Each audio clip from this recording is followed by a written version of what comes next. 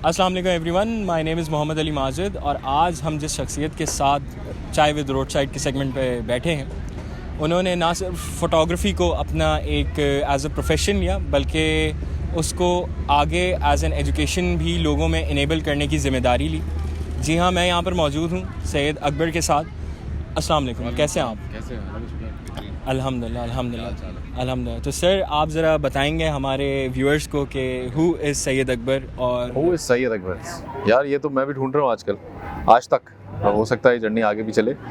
और बाकी I have been connected and associated with wedding photography, industrial photography और आप कह सकते हैं कमर्शियल फोटोग्राफी, कॉर्पोरेट इवेंट्स भी कवर करते हैं हम लोग, पोर्ट्रेट्स भी करते हैं, फैशन में भी कहीं ना कहीं थोड़ा बहुत आपको चंक मिलेगा हमारे काम का। लेकिन येस, मेनली आप कह सकते हैं I am a wedding and travel photographer. Travelling कुछ अरसे से नहीं किए, but yes I have been travelling for some years, अपने थोड़े से कुछ 1-2 साल पहले से।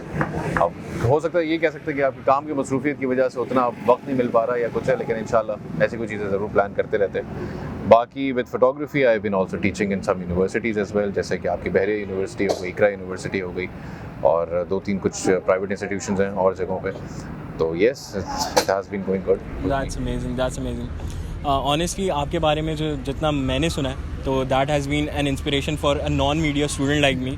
थैंक यू यार। You know, I was a non media student as well. मैं कभी मीडिया का स्टूडेंट नहीं रहा and even I did my business in commerce और फिर उसके बाद second masters I have done in mass communication from Karachi university. और उसको करने की वजह यही थी क्योंकि मीडिया से मेरा डायरेक्टली ताल्लुक था विद द फील्ड, क्योंकि मैं फोटोग्राफी कर रहा हूँ तकरीबन 2010 से, जब मेरा बैचलर शुरू हुआ था। और बैचलर शुरू हुआ था बिज़नेस में, तो बिज़नेस का बैचलर चल रहा है, साथ साथ मैं फोटोग्राफी एक्सप्लोर कर रहा हूँ। तो ये 2 डिफरेंट ऐसे बात है। सबसे बड़ी स्टीरियोटाइप कह लें या शुरुआत के अंदर जो एक बड़ी स्टॉपेज थी वो यही थी कि यार ये तुम क्या कर रहे हो अपने साथ। आपके वालिदैन ने आपको कराची यूनिवर्सिटी में एक एडमिशन दिलवाया है, तो उनकी वो एक्सपेक्टेशन है कि आप वो एटलीस्ट, चलो GPA भूल जाओ, but at least you will perform something well. तो ठीक है, परफॉर्मेंस भी चल रही थी, कुछ ना कुछ चल ही रहा था, लेकिन साथ साथ जो है मैं फोटोग्राफी को परस्यू ज़्यादा करना चाह रहा था। और फोटोग्राफी को परस्यू फोटोग्राफर बनने की नीयत से कभी नहीं करना चाह रहा था। That was a whole kind of a passion thing कि हाँ यार एंजॉय कर रहे हैं बस इस चीज़ को, मज़ा आ रहा है। और दूसरी चीज़ ये कि जब लोगों को जो एक रिएक्शन होता है ना, वो बड़ा कभी कभी मोटिवेट भी करता है और डिमोटिवेट भी उतनी स्पीड से करता है। जो स्पीड आपकी मोटिवेशन के लिए रहती है, जैसे अगर मैंने आपको 4 लफ्ज़ एक एप्रिसिएशन की दे दी है, तो आप घर तक लेके जाएंगे वो बात, सुबह सोचेंगे भी उस बारे में, हो सकता है कुछ एनर्जी मिल जाए कुछ वो काम करने की। पर अगर मैं यही को नहीं, यार आप ये ठीक काम नहीं कर रहे, आप हो ही नहीं सकता, आप ऐसा कर सकते, तो आप भी ये भी बात भी घर लेके जाएंगे, ये बात भी आप रात को सोचेंगे। बट इट डिपेंड्स कि आप कितना किसको प्रोसेस करते हैं। तो आई थिंक बस यही है। मेरे ख्याल में पॉजिटिव बहुत रहा था शुरू में, मैंने कहा ठीक है बोलने दें, वो कोई मसला नहीं है। पर ये है कि मैंने, वो होता है ना कि आप पैशन इतना ज़ोरदार शोर करना चाहिए अपने अंदर, इतनी आपके पैशन की आवाज़ होनी चाहिए कि बाकी आवाज़ें आनी बंद हो जाएंगी, उसके शोर के अंदर हो जाएंगे। होता है ना, जैसे अभी बड़े ज़ोर से गाड़ी गुजर गई तो मेरी आवाज़ दब जाएगी उसके आगे। तो पैशन की आवाज़ इतनी ज़ोरदार हो आपके अंदर, तो मेरे ख्याल है बाकी आवाज़ें खुद ही दब जाती हैं, नहीं आती, नज़रअंदाज हो जाती है। ऐसा ही है। अच्छा, रिसेंटली मैं और मेरे दोस्त जो है ना, सक्सेस की डेफिनेशन जो है ना, क्या कहते हैं, सेट कर रहे थे। तो कंक्लूजन पे हम इस चीज़ पे पहुँचे कि when your passion starts paying up, that is when you become successful. So is this the case for you? I think success is equals to happiness. अगर आप कहीं पे भी satisfied feel कर रहे हैं, खुश feel कर रहे हैं, whether it's your passion, whether it's your anything, घर पे भी हो सकता है, कोई छोटा मोटा काम भी हो सकता है, कोई बड़ा काम भी हो सकता है, ज़रूरी नहीं कि आप किसी CEO लेवल के ऊपर बैठे हैं या फिर आप कोई 20-30 साल की जगह पे दें। I think success हम बहुत बड़ा सोचने लगते हैं एकदम से। बहुत बड़ा सोचने के लिए हमारा जो स्टेप बाय स्टेप वाला कन्वर्जन है ना, उसको कन्वर्ट करने का पड़े। वो यही है कि आप, मुझे ऐसा लगता है कि आप छोटे छोटे गोल्स बना के उसको अचीव करके बड़े तक पहुँचे। अगर हम एग्जैक्टली एक ही बड़े के पीछे भागते रहेंगे, एक तो वो हमारी बहुत ज़्यादा एनर्जी लेता है। दूसरी चीज़ मुझे ऐसा लगता है कि अगर कोई बड़ी चीज़ आप एकदम से अचीव कर लें, तो वो फिर व्हाट्स नेक्स्ट वाला सवाल आ जाता है कि आप क्या करें। तो ऐसा होता है कि मेरे केस में ये रहा कि मैं बहुत छोटी छोटी चीज़ों को टारगेट करते, अच्छा आप ये करेंगे, आप इतना कर लेंगे, आप वैसे कर लेंगे, आप इतने इवेंट्स कर लेने हैं, आप इतना एटलीस्ट टर्नओवर कर लेना, आप ये लेंस ले लेना है। तो कुछ छोटी छोटी चीज़ें करके वो फिर एक पूरा एक इकोसिस्टम आपका अराउंड खुद से बनना शुरू हो जाता है, वो सक्सेस का जिस पे आप बात कर रहे हैं। और 100% सक्सेस तो यार कुछ भी नहीं होती, एग्जिस्ट ही नहीं करती। वो आपके पास लूप होल्स और जगह पे होते हैं, छोटी मोटी चीज़ें होती रहती हैं, ऊंच नीच होता रहती है, गिरते रहते हैं, चलते रहते हैं। That's amazing. तो आपने अभी देखें, आपकी प्रोफेशनल जो है वो तो दैट इज़ रिमार्केबल, लेकिन what I really want to know, because I myself I am a student, मुझे जानना है कि how do you connect with your students और आप उनमें क्या चीज़ जो है ना सिखाना लाजमी समझते हैं कि हाँ यार, if XYZ is a student of yours, by the end of the semester उसने ये चीज़ आपसे सीख के जानी है?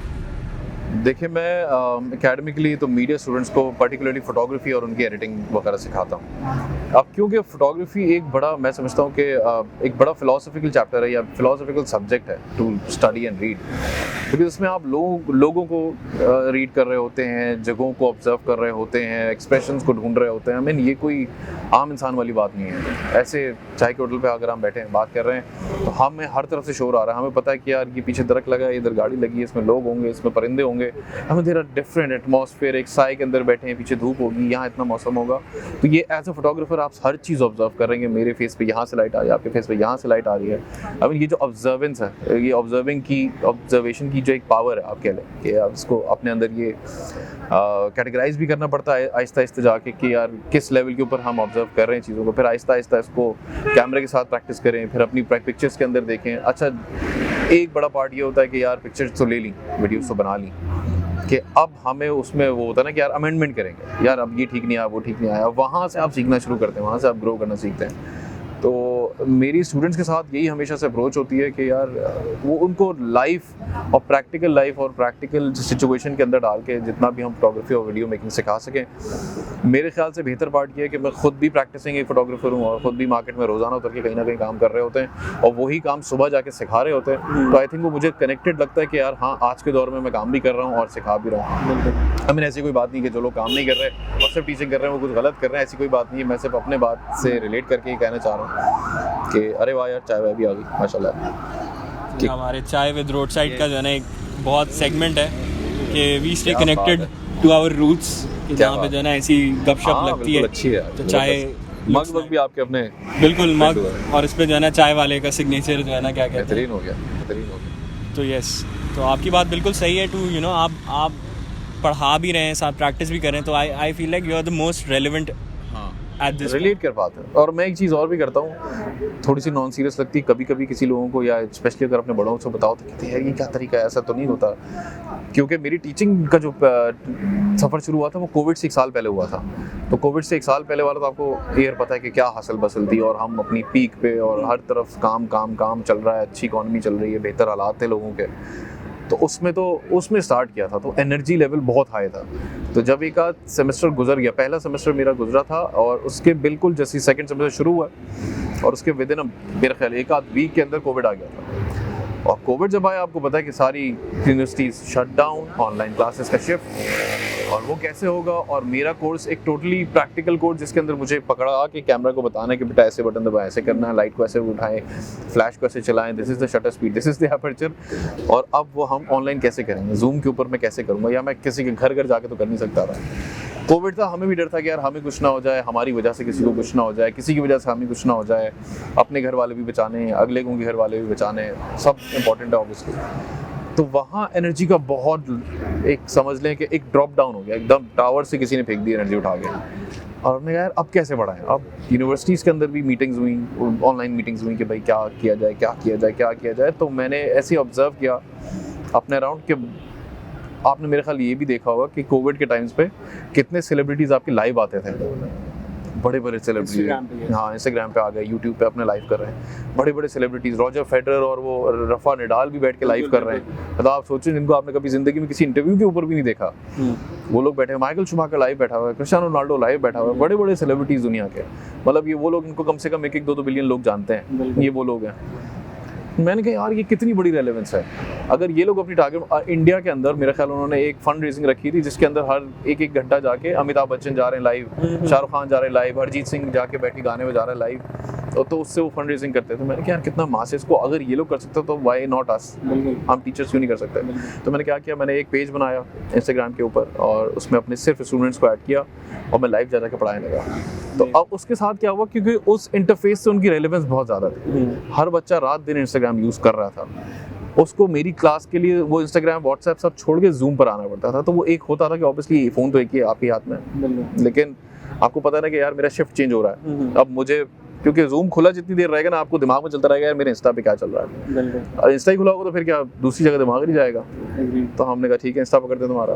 तो हमने इंस्टा के ऊपर एक पेज बनाया, उसके ऊपर अटेंडेंस भी लगाते रहते 10-20 लोग आ गए, पता चल गया ठीक है 2-4 की तो कनेक्टिविटी का लैग इशू पाकिस्तान है, कराची चलता ही रहता है इंटरनेट में। तो हमने क्या किया, वो लाइव सेशंस कर करके उसी पेज के ऊपर सेव करते गए। तो उससे क्या हुआ, हमारे सारे लेक्चर सेव हो गए, सारी बातें सेव हो गई, सबके क्वेश्चन आंसर सेव हो गए। तो उससे हमारा पूरा कंटेंट पूरा सेमेस्टर ऐसे ही चला, इंस्टाग्राम पे बढ़ाया जूम के अलावा। और सब कह रहे थे जूम पे क्यों नहीं, तो मैंने कहा यार यही वजह है मेरी। और कोर्स की जितनी थियोरेटिकल पार्ट है या कोई पढ़ने की चीज़ है वो आपने वैसे शेयर कर दी, व्हाट्सएप ग्रुप पे कर दी, वर्ड डॉक्यूमेंट पे कर दी। ऑब्वियसली उसके भी 10 तरीके हैं। था कि मैं अपने कभी लॉन में, अल्हम्दुलिल्लाह घर में थोड़ी स्पेस है, तो क्या किया, सारा इक्विपमेंट वगैरह फैला लिया अपने आसपास, लॉन में खड़े हो गए स्टैंड के ऊपर, जैसे आप इंटरव्यू कर रहे हैं वैसे ही हमने एक लाइव कैमरा लगा दिया। अब उसके पीछे हम कोई चीज़ बता रहे हैं तो भाई ऐसे कर लें, कैमरा के अंदर वो बटन स्क्रॉल करके सब कुछ प्रॉपरली सही करके। फिर उसके अंदर सिर्फ फोटोग्राफी नहीं, मैंने ड्रोन उड़ाने की भी मतलब ड्रोन ऑपरेशन की भी सारी टेक्निक्स बताई, उसके अंदर वो ट्रेनिंग भी दी। गोप्रो ट्रेन करने की, गोप्रो कैमरा जो मेरे ख्याल एक्शन कैमराज होते हैं, I hope you know them, तो उसको ट्रेन करने की भी सारी टेक्निकलिटीज़ बताई, वो सारा कुछ बताया। सिर्फ एक जो आप पर्टिकुलरली फोटोग्राफी की बात अगर कर रहे हैं तो उससे हट के भी, ताकि उनको ऐसा भी बच्चों को भी लगे कि हाँ यार कुछ वैरायटी भी है इसके अंदर। ऑब्वियसली देखो यार आज की एज में मुझे नहीं लगता कि कोई भी ऐसी एजुकेशन या ऐसा टॉपिक बचा जिसके बारे में आप इन्फॉर्मेशन नहीं हासिल कर सकते। अब मतलब आपके जहन में भी आएगी ना कोई चीज़, आप गूगल पे लिखते हैं आपको कुछ तो पता चली जाता है उसके बारे में। ठीक है, फिर आप भले किसी प्रोफेशनल से मिलें बाद में कुछ पता चले, लेकिन आप एक आइडिया तो ले ही सकते हैं किसी भी बारे में। तो ऑब्वियसली अगर मैं कर सकता हूँ तो ये सब भी और भी कर सकते हैं, आप भी कर सकते हैं, मेरे सारे स्टूडेंट्स भी कर सकते हैं, मेरे सारे टीचर्स भी कर सकते हैं। तो मैं ऐसा फिर क्या कर रहा हूँ कि मतलब वो लोग वहाँ जाके सर्च करने से पहले एटलीस्ट मुझसे बात कर लें, ताकि मैं उनको कोई एक रास्ता दिखा सकूँगा, हाँ यार ये सर्च कर लो, अब ये पढ़ लो। बिल्कुल, तो यही है बस सारा कुछ।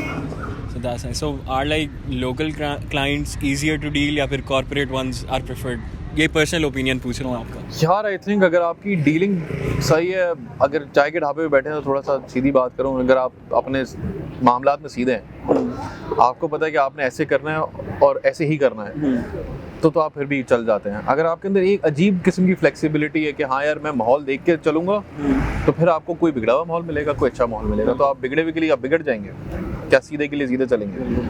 आपका अपने मामला सेट होना चाहिए आई थिंक, तो ये बहुत सही होता है। और दूसरा फेवरिज्म वाली जहाँ कहीं बात आ जाती है कि यार इसके लिए ऐसा करूँगा, अब इसके लिए वैसा करूँगा, तो ये कभी भी काम नहीं करता। आपको अपना एक स्टैंडर्ड सेट करना चाहिए और वो बिल्कुल 100% सेट होना चाहिए। मतलब उसके अंदर कोई फ्लेक्सिबिलिटी मेरे ख्याल से ना हो, थोड़ी बहुत चल जाती कहीं, लेकिन ऐसे ना हो कि आप अप्रोच ही ऐसी बना ले कि यार कॉर्पोरेट को मैं ऐसे डील करूँगा, वेडिंग वाले को मैं ऐसे डील करूँगा, मेरा दोस्त आएगा तो ऐसे डील करूँगा, आप आएंगे तो मैं ऐसे डील करूँगा। ऐसा कुछ भी नहीं है। सबके लिए एक यूनिफॉर्मिटी लेकर आएँ, अपना स्टैंडर्ड सेट करें, अपने प्राइसेस सेट करें, और फिर आई थिंक ग्रेजुअली टाइम लगता है अगेन उस इकोसिस्टम को बनने में, आप कह रहा हूँ, बट हो जाता है इतना कोई। असल में जो वही वाली बात है कि आजकल के जो जल्दी होती है ना बस के यार रातों रात स्टार हो जाए, रातों रात काम मिल जाए, रातों रात सीज़न के सीज़न बढ़ जाए हमारे, ऐसा कभी भी नहीं होता। हमारे साथ भी नहीं होता, मेरे नहीं ख्याल कि किसी और के साथ भी हुआ होगा। तो अगर कोई आज काम कर रहा है, कोई कहीं मेहनत कर रहा है, किसी कोई भी मतलब अचीवमेंट है, तो उसके पीछे बहुत बड़ा होमवर्क है, बहुत बड़ा उसकी एक पीछे एक चीज़ दी है, उसने बड़ा टाइम दिया, बड़ी एजुकेशन दी है, ये सब चीज़ें हैं मेरे ख्याल। That's an amazing insight. अब देखें आपने पूरे इकोसिस्टम की बात की, तो why not just share the hardships जो इस पूरे टाइम में आपने देखे, वो चीज़ मेंशन की कि आपकी स्टडीज़ और those questions जो आ रहे थे कि चीज़ें अलाइन नहीं है, लेकिन कुछ हार्डशिप्स के यार setting up your own work, वो इकोसिस्टम बिल्ड करने में क्या हार्डशिप्स थी? सबसे पहले कोई सीरियसली नहीं लेता था। सबसे पहले ये होता था कि यार अगर आप मुझसे पूछे आप क्या करते हैं, तो मैंने कहा मैं फोटोग्राफी करता हूँ, तो आप उसके एक एब्रप्ट या तो उसका रिएक्शन कह लें या इसका सवाल एक और इससे बनता है कुछ, मुझे नहीं पता इसकी क्या नेचुरल फिनोमेना है, इसका क्या मुझे नहीं पता, बट जैसे ही मैंने बताया फोटोग्राफी करता हूँ, तो एब्रप्ट मतलब सांस लेने से पहले कोई आपसे पूछ लेगा और क्या करते हो तो ये मतलब मुझे नहीं समझ में आता था, और मैं आहिस्ता आहिस्ता ट्रेन हुआ उस जवाब पे कि मैं यही करता हूँ, मतलब यही मेरा काम है। If you take it seriously good for you, नहीं तो कोई बात नहीं, it's working the same for me. तो ये होता है, थोड़ा सा नॉन सीरियसली लिया जाता है अक्सर आपको, तो ये भी होता है। प्लस मैं एक ऐसे घराने से बिलोंग करता हूँ जहाँ काफ़ी मतलब आप कह लें कि मेरे फादर जो है एकेडमिकली बड़े स्ट्रॉन्ग हैं, टीचर बैकग्राउंड से हूँ, और ऑब्वियसली उनके भी बहुत सारे जान पहचान वाले लोग हैं, और उस तरह से भी यार चीज़ें भी चलती हैं कि अब अक्सर बहुत शुरुआत की बात है कि यार आपका बेटा जो है वो शादियों में तस्वीरें बनाएगा, मतलब इतना नीचे गिरा दिया ना, फर्श पे रगड़ दिया कि अब यार ऐसा लग रहा है कि मैं कोई अल्लाह ना करे पता नहीं क्या कर रहा हूँ। लेकिन खैर ये भी था, कोई बात नहीं। हमने कहा अच्छा मेरे घर वाले फादर हमेशा मेरे मतलब एक्सट्रीमली सपोर्टिव रहे, हमेशा हर काम में। अगर उन्होंने अव्वल तो मैंने बहुत सारी चीज़ें ऐसी वाली नहीं बताई उनको, अब पता नहीं इस इंटरव्यू से पता चल जाएंगी कि यार कोई डीमोटिवेशन है या कुछ, लेकिन मैं हमेशा कोशिश की कि यार खुद ही से फाइट बैक करें, खुद ही लड़ें, खुद ही करें, क्या कब तक किसी को शिकायत करेंगे। आई मीन अपनी शिकायतें खुद ही सॉल्व करें सारी। और लेकिन ये है कि उनको जब भी कोई ऐसी बात आ चली उन्होंने हमेशा सपोर्ट किया, वेदर कोई इक्विपमेंट का मामला हो, वेदर कोई एक जहनी तौर पे हो कि यार आप लो फील कर रहे हैं या किसी चीज़ की कमी हो रही है या कुछ, हर मामले में हर तरह से बड़ा सपोर्ट किया माशाल्लाह से, अल्हम्दुलिल्लाह फॉर दैट। और बड़े ब्लेसिंग होती है जब कभी भी आपकी फैमिली अगर आपको सपोर्ट करे, ख़ास तौर पे। तो मेरा ख्याल है कि मतलब आप कहते हैं ना कि यार करियर की शुरुआत में छक्का लग जाता है। आई मीन लोगों को लगता होगा कि यार कोई सक्सेसफुल काम करके अगर आप ऐसा फील करें, मुझे ऐसा लगता है कि अगर आपको अच्छी सपोर्ट है एक जगह पे तो आई थिंक आपको उसका 100% फ़ायदा उठाना चाहिए, काम करना चाहिए। I agree on this part के कि अगर आपके फैमिली आपको जो है ना आपके उस वेंचर में सपोर्ट करे तो that is a biggest support. तो यू नो सर, एक क्वेश्चन जो है ना जब से हम बात करना शुरू हुए, एक क्वेश्चन मेरे दिमाग में आ रहा है कि आपकी आवाज़ जो है ना थोड़ी सी फेमिलियर लग रही है, तो इसका क्या सीन है, थोड़ा सा मुझे बताएं। फेमिलियर कैसे लग रही है आपने? ऐसा लग रहा है सुनी है कहीं पहले मैंने। सुनी है कहीं? आप ड्रामे में तो नहीं आए किसी उसमें? टर्किश ड्रामास देखते होंगे आप, फिर इसका मतलब फैमिली में चलते रहते हैं। हाँ, वो टर्किश ड्रामास क्या यार, ये सीन शुरू हुआ था बेसिकली जब मास कम्युनिकेशन में ग्रेजुएशन कर रहे थे। तो हमने एक प्रोजेक्ट किया था एज अ स्टूडेंट, हम सब बहुत सारे प्रोजेक्ट करते हैं, तो एक वो वीडियो बनानी और ये उसके पीछे आवाज़ डालना, तो उसमें कुछ स्पीकिंग की थी। तो एक क्लासमेट थी मेरी जो ऑब्वियसली ये सब कर रही थी प्रोफेशनली कुछ सालों से, तो उन्होंने कहा यार तुम्हारे लिए प्रोजेक्ट है, करो।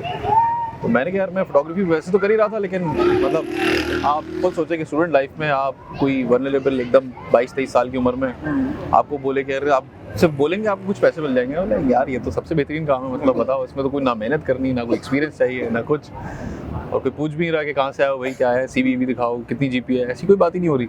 सिर्फ बोलना है माइक पे जाकर यार बेहतरीन बिस्मिल्लाह। उधर गए तो थोड़ा सा सेलेक्ट हो गया मामला, चल पड़ा, 2-1 छोटे मोटे डॉक्यूमेंट्रीज वगैरह मिल गई, बात कर ली उस पर। फिर एक बहुत ह्यूज गैप आया और वो मैं करके तकरीबन वहाँ पे छोड़ दिया था, वो थोड़ा बहुत ही था, बट या एक था कि यार क्लिप्स में कहीं पड़ा हुआ है कुछ है, कभी कोई पूछेगा तो ऐसा दिखा देंगे हाँ यार ये भी छोटा बहुत कर चुके हैं, मतलब लेट्स सी। ये भी आफ्टर कोविड एक उस टाइम पे एक डायरेक्टर से मिला था मैं, और वो किसी तरीके से मेरे फेसबुक पे या इंस्टाग्राम पे कहीं ऐड थे, तो उनसे ऐसे ही बस एक दिन रैंडमली बात हो रही और क्या चल रहा है, वो ही ऐसे ही बस एक सलाम दुआ वाला कुछ हुआ, उन्होंने कहीं कमेंट किया एंड देन आया अरे सर आप क्या हाल चाल, ये वो। उनके यार एक कुछ प्रोजेक्ट्स हैं तुम करोगे? यार why not, let's see. Covid के बाद आपको पता है शादियाँ सारी बंद हो गई, यूनिवर्सिटी सारी बंद हो गई, तो अब कुछ तो करना है।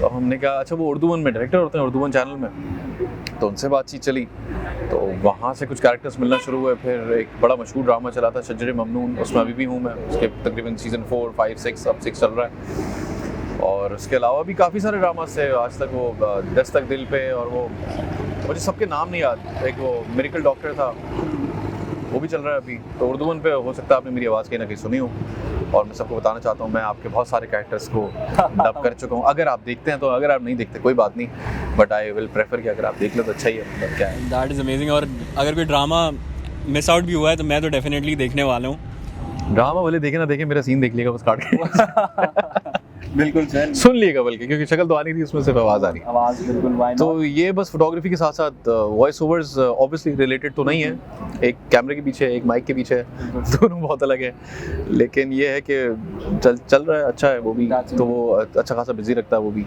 तो या that's one of the thing that I am doing recently. That's nice. So you know आपकी इजाज़त से I would just like to close this interview with one question कि the advice to you know the upcoming entrants, जो नए लोग इस industry में आना चाह रहे हैं इन फोटोग्राफी, तो उनके लिए कोई एडवाइस, कोई road map? I would like to keep it general for photography as well, but अगर आप कुछ और भी करना चाह सकते हैं, मतलब obviously this is not the last thing.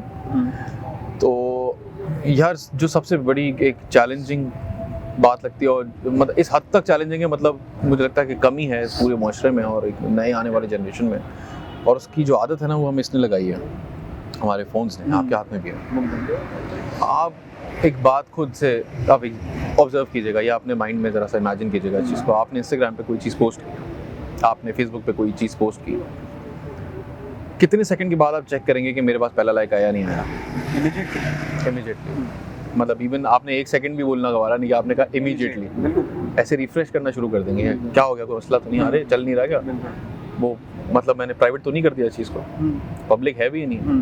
पहले 2-3 लाइक के बाद आपको फिर रिफ्रेश करेंगे, यार चल क्यों नहीं रहा? सब्र बहुत कम है, सब्र बेइंतहा कम है। पोस्ट होने के साथ ही आपको पहला कमेंट चाहिए, पहला लाइक चाहिए और व्हाट नॉट। अब एज अ फोटोग्राफर या एज अ एक कंटेंट क्रिएटर में बात करूँ, आजकल कंटेंट क्रिएटर बहुत सारे हैं, तो जब भी कंटेंट डालते हैं उनको चाहिए कि बस वो 50K से नीचे कोई बात नहीं होती इसके बारे में। तो ये जो सब्र की बेइंतहा कमी है ना, ये मुझे लगता है कि ये एक मतलब एक बड़ी बुराई की तरफ लेके जाती है इंसान को। बुराई एज इन कि यार वो फिर हार बहुत जल्दी मान जाता है। जो हो सकता है कि वो छोटे छोटे करके बहुत बड़े ड्रीम्स अचीव कर सकता था, वो सिर्फ थोड़ी सी सब्र की लैकिंग के ऊपर काफ़ी चीज़ें वो गवा देता है। हो सकता है कि वो एक दिन सब्र कर जाता तो दूसरे दिन कुछ और मिल जाता, पर वो एक ही दिन सब्र नहीं कर पाता तो दूसरे दिन कुछ और करना शुरू हो जाता है, तो वो ऑब्वियसली पहले वाले का रिजल्ट ही नहीं मिलता कि आप दूसरा काम शुरू कर देते हैं। तो आई थिंक सब्र रखें और प्रोसेस पे ट्रस्ट करें, रिजल्ट्स पे ट्रस्ट ना करें, क्योंकि रिजल्ट्स कभी भी आपके हक में नहीं हो सकते हर वक्त। रिजल्ट्स कभी आपको सक्सेस देंगे, रिजल्ट्स कभी आपको सक्सेस नहीं देंगे। You always have to relive and live in the process, love the process. कि आप जो कर रहे हैं आप अपने आप को सेटिस्फाई करते चले कि हाँ यार मैं ठीक ही कर रहा हूँ। उसमें सीखें भी, उसमें बड़ों से सलाह भी लें, उसमें पढ़ें भी, उसमें रिसर्च भी करें और उसमें असेस भी करें अपने आप को कि मैं ठीक कर रहा हूँ या नहीं कर रहा हूँ। उसमें कोई गुरूर वाली बात नहीं है कि यार बस मैं हूँ, ये तो बहुत गलत होता है। लेकिन उसके अंदर असेसमेंट अपनी जारी रखें, लेकिन हमेशा प्रोसेस से प्यार करें। अगर मैं फोटोग्राफर हूँ तो मैं पूरे फोटोग्राफी प्रोसेस से प्यार करता हूँ। मैं इस बात से प्यार नहीं करता कि मुझे एज अ फोटोग्राफर कोई पसंद करता है या एज अ फोटोग्राफर मेरी तस्वीरों बहुत जल्दी लाइक आती है। मेरी भी नहीं आती, कभी अजीब सा हो गया एल्गोरिथम्स के पीछे भागना, तो वो मेरे लिए भी कभी चैलेंजिंग हो जाता है। लेकिन इस सब का बिल्कुल मकसद ये नहीं कि मैं फोटोग्राफी कल से छोड़ना शुरू कर दूं या मैं अपनी मार्केटिंग करना खत्म कर दूं। उसके नए नए तरीके हैं, अपडेटेड रहें, ज़माने को देखें कि वो आपसे क्या मांग रहा है। AI का ज़माना है, डिजिटल मार्केटिंग का ज़माना है। आप एक एंटरप्रेन्योरशिप, ये मुंह से नहीं निकलता मेरे कभी एंटरप्रेन्योरशिप के एक स्टूडेंट है, ऑब्वियसली आपने भी बहुत सारे प्लान्स किए होंगे अपने लिए। तो यार प्रोसेस से प्यार करें, रिजल्ट्स आ जाएंगे, रिजल्ट्स नहीं भी आए कोई मसले वाली बात नहीं है। प्रोसेस में लगे रहें और सब्र रखें। अगर अल्लाह ने आपको किसी काबिल बनाया है कुछ शुरू करने के लिए, तो वो बेशक आपको ख़त्म करने के काबिल भी बना सकते हैं। तो आप बस प्रोसेस से प्यार करें, कोई बात नहीं, रिजल्ट आते आए नहीं आते नहीं आए। और ये सबके लिए, आई थिंक ये सिर्फ फोटोग्राफर्स के लिए नहीं, आप जो कुछ करना चाह रहे हैं उसका प्रोसेस समझें, रिसर्च करें, सीखें लोगों से कि आपसे पहले लोग करके क्या गए, आपके साथ लो आ रहे क्या कर रहे हैं। किसी से कोई वो नहीं है, मुकाबला नहीं, मेरा तुमसे मुकाबला नहीं है, तुम्हारा मुझसे कोई मुकाबला नहीं। हम अलग अलग अपना एक अलग अलग अपनी जोन पे चल रहे हैं, अपने अपने ट्रैक्स पे चल रहे हैं, इंस्पायर होते चलें। आप मुझे अच्छे लगते हैं कि आपका काम अच्छा लगता है, जी मैं आपसे बड़ा इंस्पायर्ड हूँ, ठीक है, मैंने आपसे बड़ा सीखा, आपके लाइफ से बड़ा सीखा। हो सकता है कि मैं ऐसा कुछ अपनी प्रैक्टिस में लाने की कोशिश करूँ, but my practice will be my own practice in the and. तो या विद सब्र एंड या डेडिकेशन लगे रहें बस। ये amazing, this is an advice जो कि जो है ना सिर्फ नए फोटोग्राफर्स जो कि आना चाह रहे हैं उनके लिए नहीं, बल्कि हर किसी के लिए, जैसे सर ने बोला, कुछ भी करना चाह रहे हैं। So this is one thing कि trust the process and not the results. Not the results and I mean, yes, don't look for results immediately. ये है बात। तो मतलब process, love the process then results. Process is greater than result. ये वो equation जो है ना हम शो भी करवा देंगे अभी जो है ना, greater than result. Result की वो आ जाएगी।